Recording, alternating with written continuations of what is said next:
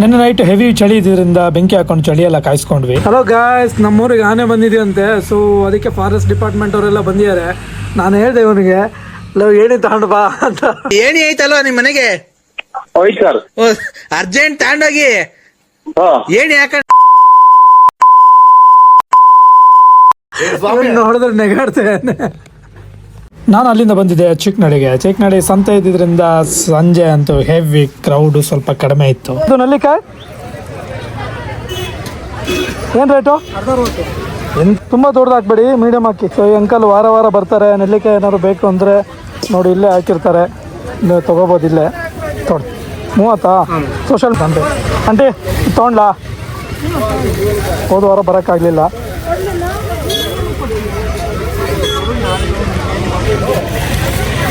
Aunty ಸ್ವಲ್ಪ ಆಗುತ್ತಾ? ಹಾಕ್ತೀರಾ? ಚೀಲ ಇಟ್ಕೊತೀನಿ.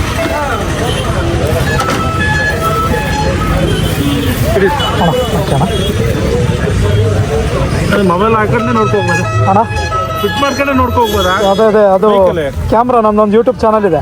ಹೌದಾ? ಹಾಂ, ಲಾಸ್ಟ್ ಟೈಮ್ ಮಾಡ್ತೀರಾ? ಈಗ ಆಗ್ತಾ ಇದೆ, ರೆಕಾರ್ಡ್ ಆಗ್ತಾ ಇದೆ. ಹಾಕ್ಲಾ?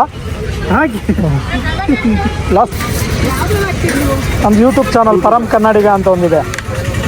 ನಾನು ಇವಾಗ ರೀಸೆಂಟಾಗಿ ಬಂದು ನಾನೇ ಏನಾದ್ರು ಮಾಡಬೇಕಂತ ಮತ್ತೇಳಿ ಒಂದು ಶಾಪ್ ಮಾಡಿದ್ದೀನಿ. ಹಾಂ ಅಣ್ಣ, ಫುಲ್ ಬೇಕಾ? ಅಲ್ಲ, ಅವ್ರಿಗೆ ಯಾರಿಗೂ ಕೊಡಬೇಕು ಅಂದ್ರಲ್ಲ, ಅವರಿಗೂ ಕೊಟ್ಬಿಡಿ ಪಾಪ. ಸರಿ ಆಂಟಿ, ಥ್ಯಾಂಕ್ ಯು. ಅಲ್ಲ, ಅವರಿಗೂ ಕೊಡಿ ಪಾಪ. ನಾನು ಒಬ್ಬನೇ ತಗೊಂಡೋದ್ರೆ ಮತ್ತೆ ಅವರಿಗೂ. ಹಾಂ, ಅಲ್ಲ, ಅವ್ರಿಗೆ ಕೊಡಲಿಲ್ಲ ಅಂದರೆ ನಂಗೆ ಕೊಡಿ, ಇಲ್ಲಾಂದರೆ ಅವ್ರಿಗೆ ಕೊಡ್ತಾರೆ, ಅವರಿಗೆ ಕೊಡಿ. ಏನು ಹೊಸಿ ಇದೆಯಾ? ನಾನು ಕೋಳಿ ಸಾಕ್ತಿದ್ದೀನಿ. ಕೋಳಿ ಇದೆ ತಿನ್ನುತ್ತಾ? ಎಲ್ಲ ತಿಂತಾರೆ. ಮತ್ತೆ ಹೇಳಿಲ್ಲ? ಹಾಂ, ಮತ್ತೆ ಹೇಳಿಲ್ಲ ಅಣ್ಣ.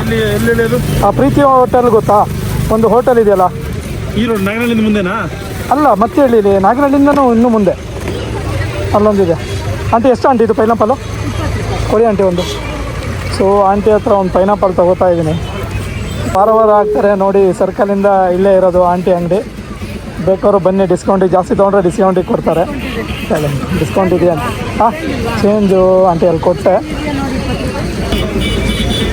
ಟೇಸ್ಟ್ ನೋಡೋಣ ಹೇಗಿದೆ ಅಂತ. ನಿದ್ದೆ ಹೋಯ್ತಾ ಫಸ್ಟಿಗೆ. ಬರಲ್ಲ ಸಾಕು. ಸೊ ಫೈನಲಾಗಿ ಇದನ್ನ ಎತ್ಕೊಂಡು ಇದನ್ನ ಇಡೋಣ.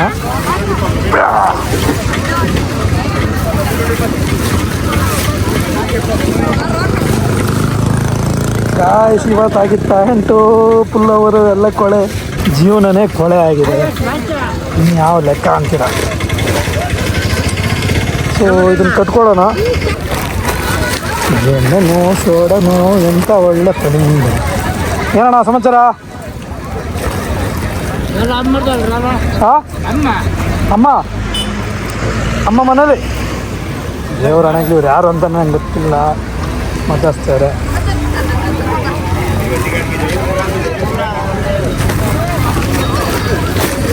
ಏನೇ ಆಗಲಿ, ಅಸ್ಸಾಂ ಅವ್ರದ್ದು ಲೈಫ್ ಇದೆಯಲ್ಲ, ಫುಲ್ಲು ಜಿಂಗಾಲ ಅಲ್ಲದು.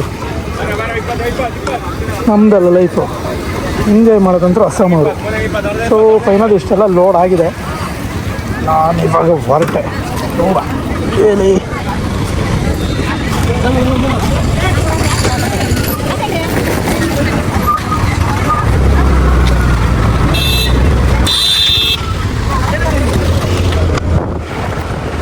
ಗೈಸ್, ನೀವು ಬಿಸ್ನೆಸ್ಸಿಗೆ ಇಳಿದ್ಮೇಲೆ ತುಂಬಾನೇ ಕಲಿಬೇಕಾಗುತ್ತೆ. ಮೊದಲನೇದಾಗಿ ತಾಳ್ಮೆ. ನೀವೇನ್ ಕೆಲಸ ಕೈ ಹಾಕಿರ್ತೀವ್ರಿ ಅದನ್ನ ಮಾಡ್ಲೇಬೇಕು ಅನ್ನೋ ಒಂದು ಛಲ. ಫಸ್ಟ್ ಆಫ್ ಆಲ್ ಬೇರೆಯವ್ರನ್ನ ನಂಬೋಕ್ಕಿಂತ ನಿನ್ಮೇಲೆ ನಿನಗೆ ನಂಬಿಕೆ ಇರ್ಬೇಕು. ನಿನ್ಮೇಲೆ ನಿನಗೆ ನಂಬಿಕೆ ಇದ್ರೆ ಏನ್ ಬೇಕಾದ್ರೆ ಮಾಡ್ತೀನಿ ಅನ್ನೋ ಒಂದು ಕಾನ್ಫಿಡೆನ್ಸ್ ಬರುತ್ತೆ. ನಿಂದು ಅಂತ ನೀನು ಯಾವಾಗ ನೀನು ಓನ್ ಆಗಿ ಬಿಸ್ನೆಸ್ ನ ಸ್ಟಾರ್ಟ್ಅಪ್ ಮಾಡ್ತೀಯೋ, ಅದು ಚಿಕ್ಕದಾಗ್ಲಿ ದೊಡ್ಡದಾಗ್ಲಿ, ಅದು ನಿಂದೆ. ಅದರಲ್ಲಿ ಪ್ರಾಫಿಟ್ ಆರ್ ಲಾಸ್ ಅದು ಬೇರೆ, ಸೆಕೆಂಡ್ರಿ. ನಿನ್ಮೇಲೆ ನಿನಗೆ ನಂಬಿಕೆ ಇರ್ಬೇಕಷ್ಟೇ. ಬಿಸ್ನೆಸ್ ನ ಸ್ಟಾರ್ಟ್ ಮಾಡೋಕ್ಕಿಂತ ಮುಂಚೆ ಪ್ಲಾನ್ ಮಾಡ್ಕೊಳ್ಳಿ. ಫೈನಲ್ ಆಗಿ ಅಲ್ಲಿಂದ ಎಲ್ಲ ಕೆಲಸ ಎಲ್ಲ ಮುಗಿಸ್ಕೊಂಡು ನಾನು ಬಂದಿದ್ದೆ ನಮ್ಮ ಊರ್ ಕಡೆ. ಮತ್ತೆ ಸಿಗುವ ಮುಂದಿನ ವಿಡಿಯೋದಲ್ಲಿ.